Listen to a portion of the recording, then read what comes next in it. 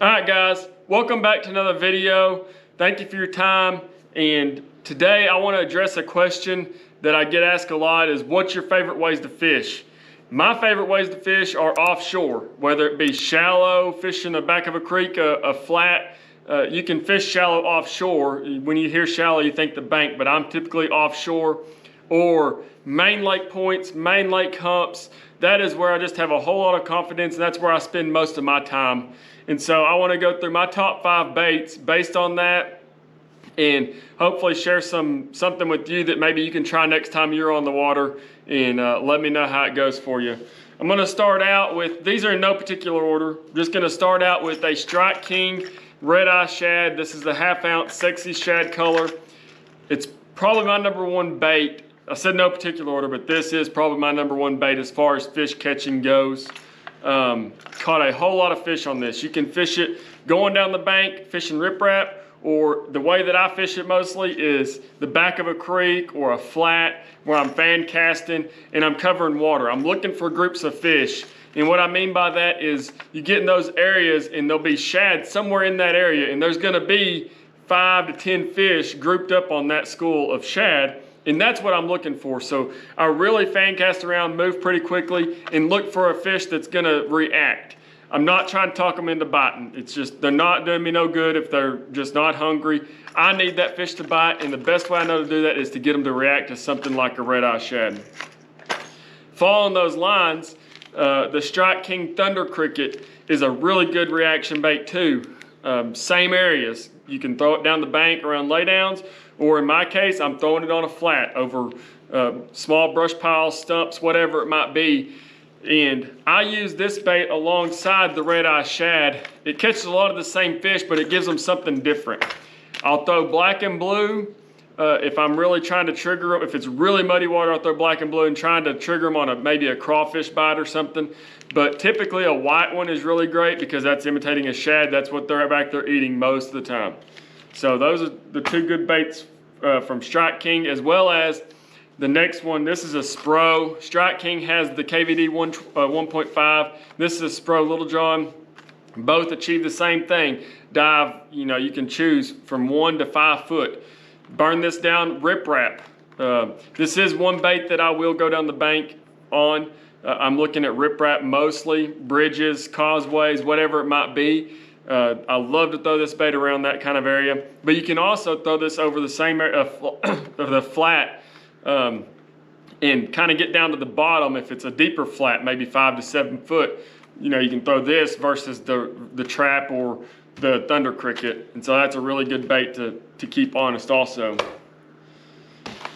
This bait I'm going to kind of cheat and say this counts maybe as 2 baits, but the Kaitek 3.3, the best all-around size swim bait as far as catching fish.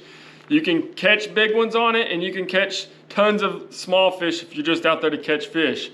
This bait will catch everything in between.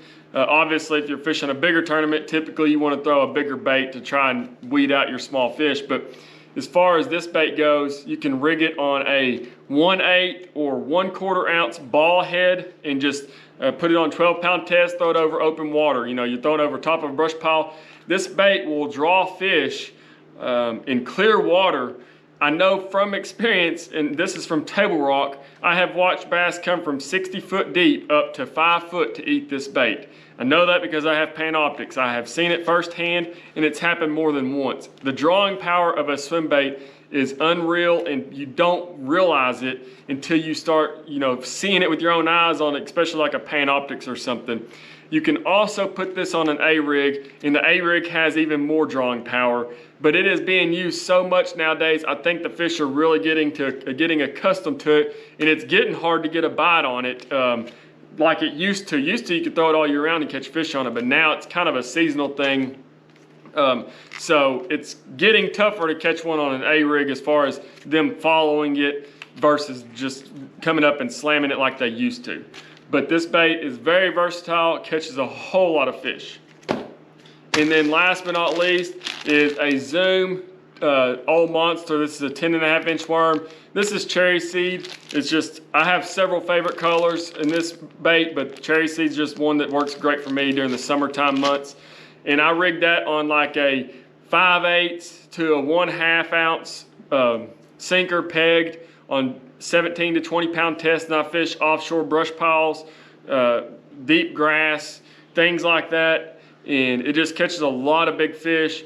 It's a really slow bait to fish, but there's nothing like the bite. When you pull up on it, you're coming through grass, and when you pull up on it and the grass pulls back on you, there's nothing like taking your time, reeling your slack down, and absolutely just setting the hook on that fish as hard as you can and it not moving. It catches a lot of fish between the 3 to 6 pound range. It's 1 force wood cups, and so it's a proven bait, especially where I live here in the South, and it's just one of my favorite ways to fish. So that's my top 5 ways that I like to fish.